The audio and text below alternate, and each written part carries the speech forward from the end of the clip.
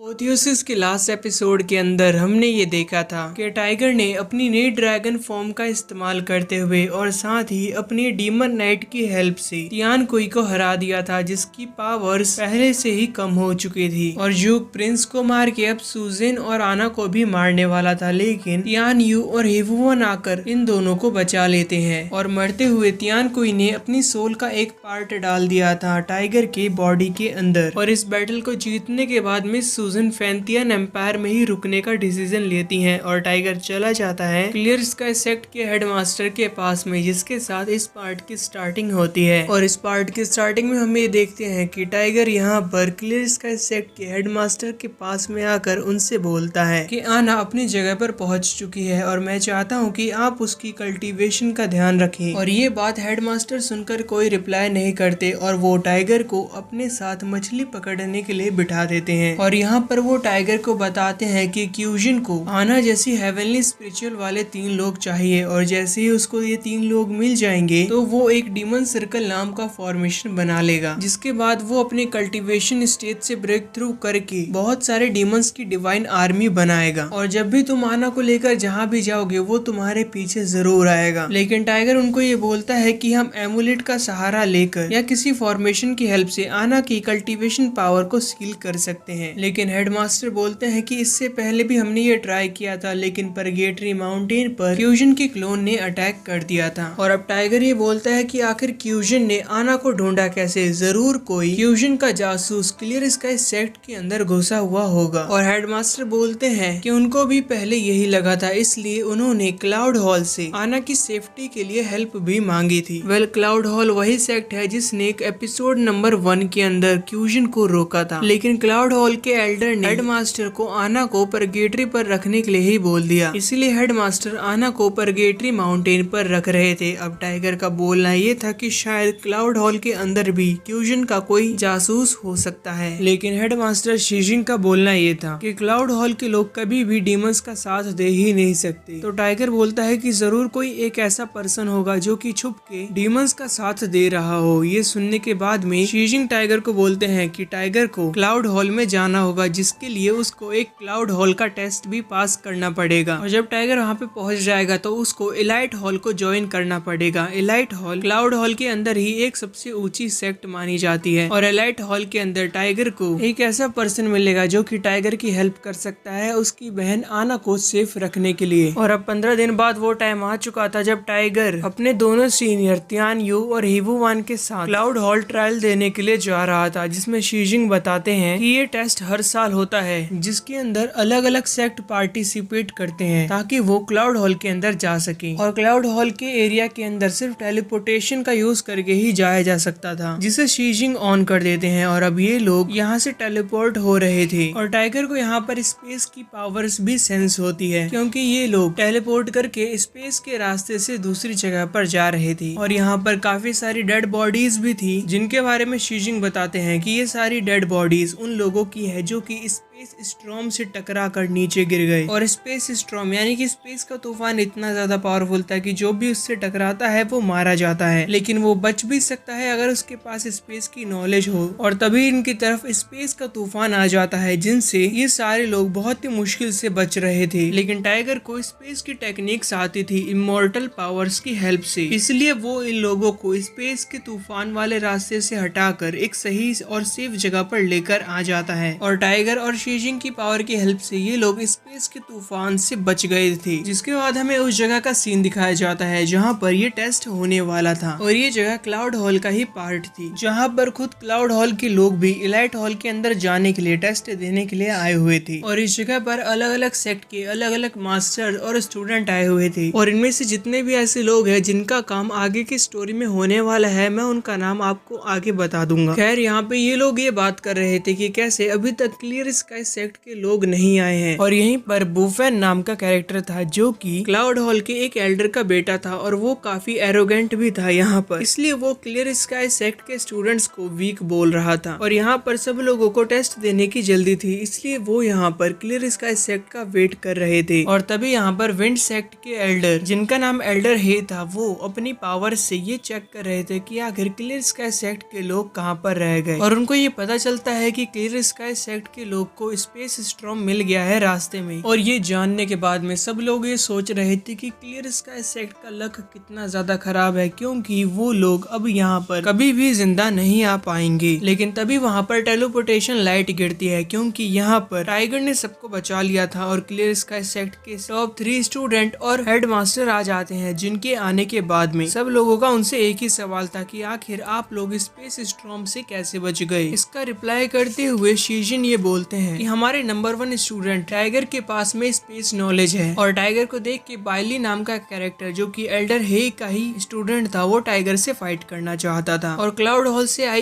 एक लड़की, जिसका हमें नाम और कल्टीवेशन स्टेज नहीं बताया जाता, वो ये सोच रही थी कि उसे टाइगर की हेल्प चाहिए, क्योंकि इस लड़की को एक बहुत ही जरूरी काम था जिसे वो पूरा कर सकती थी टाइगर की स्पेस नॉलेज की हेल्प से। और तभी वहाँ पर जी हाओ नाम की लड़की टाइगर को ये बोलती है कि तुम दिखने में तो काफी वीक हो, लेकिन तुम्हारे पास स्पेस नॉलेज है, ये तो काफी अच्छी बात है। और अभी यहाँ पर सारे लोगों को इस ट्रायल के रूल के बारे में बताया जाता है, जिसमें इनको एक अलग जगह पर भेजा जाएगा और वहाँ पर जितने भी लोग सबसे ज्यादा ट्रेजर कलेक्ट करेंगे वो इस ट्रायल के विनर होंगे। और इस टेस्ट को पास करने के लिए उनको टोटल 20 घंटे का टाइम दिया गया था, जिसके बाद इस टेस्ट की शुरुआत होती है। और सारे सेक्ट की तरफ से आए उनके मास्टर और एल्डर्स ने मिलकर एक गेट को ओपन कर दिया था, जिसके अंदर जाकर इनको अपना टेस्ट देना था। और क्योंकि यहाँ पर टाइगर और उसके साथी लेट आए थे, इसलिए वो थोड़ा आराम कर रहे थे यहाँ पर। और तभी यहाँ पर बू फैन टाइगर से बोलता है, तुम यहाँ पर कितना भी आराम कर लो, लेकिन उसका कोई फायदा नहीं होगा, क्योंकि अंदर तो मैं ही जीतने वाला हूँ, लूजर्स। और टाइगर बोलता है कि आखिर ये उल्टी खोपड़ी कौन है। और तियानयू बताते हैं कि ये क्लाउड हॉल के एल्डर का बेटा है। जिसके बाद ये लोग ये बात सोच रहे थे कि ऐसे लोगों को वो तो टेस्ट के अंदर संभाल लेंगे। जिसके बाद टाइगर और उसके साथी भी इस टेस्ट के अंदर चले जाते हैं। और उस मिस्टीरियस लड़के ने टाइगर के ऊपर एक ऐसा तालिस्म पेपर लगा दिया था, जिसकी हेल्प से वो टाइगर को कहीं भी ढूंढ सकती थी। जिसके बाद ये लड़की एक ऐसी जगह पर टेलीपोर्ट होती है जहाँ पर टाइगर भी टेलीपोर्ट हुआ था, और वो अब जल्दी से टाइगर को ढूंढने की प्लानिंग कर रही थी। और हम ये देख भी पाते हैं कि इस जंगल की जितने भी पेड़ हैं वो इस लड़की की तरफ ही बढ़ रहे थे इसके ऊपर अटैक करने के लिए। लेकिन इस लड़की के पास डायना की तरह आइस की पावर्स थी, इसलिए वो आसानी से इन पेड़ को डिस्ट्रॉय कर देती है। और इधर दूसरी तरफ टाइगर ये समझ जाता है कि जितने भी उसके सीनियर्स थे वो सारे अलग अलग जगह पर टेलीपोर्ट हो गए हैं। और तभी टाइगर के पीछे मॉन्स्टर किंग क्यूशन आ जाता है, जिसे डिस्ट्रॉय करने के बाद में टाइगर को पता चलता है कि ये पूरा जंगल उसको काफी खतरनाक इल्यूजन दिखा रहा है। और जो भी बेल टाइगर की तरफ बढ़ रही थी उसको इल्यूजन दिखाने के लिए टाइगर उसको आसानी से डिस्ट्रॉय कर रहा था। लेकिन ये जंगल लगातार क्यूशन के क्लोन्स दिखा रहा था टाइगर को, ताकि वो टाइगर की बॉडी को वीक बनाकर टाइगर को मार सके। और इससे पहले कि टाइगर ज्यादा देर लगाता और इस इल्यूजन के अंदर फंसा रहता, तभी टाइगर यहाँ की सारी इविल एनर्जी को अपने स्वॉर्ड के अंदर रख के इन सारे इल्यूजन को ही खत्म कर देता है। और इस इल्यूजन को ये लड़की भी नोटिस कर लेती है और वो जल्दी से बढ़ती है टाइगर की तरफ। और टाइगर, जो कि बिना कुछ देखे अपने स्वॉर्ड चलाए जा रहा था, तो गलती से उसका स्वॉर्ड चल जाता है उस लड़की की तरफ। और वो लड़की आइस पावर का इस्तेमाल करके इस अटैक को रोक लेती है, जिसके बाद ये पार्ट यहीं पर खत्म होता है। Thanks for watching.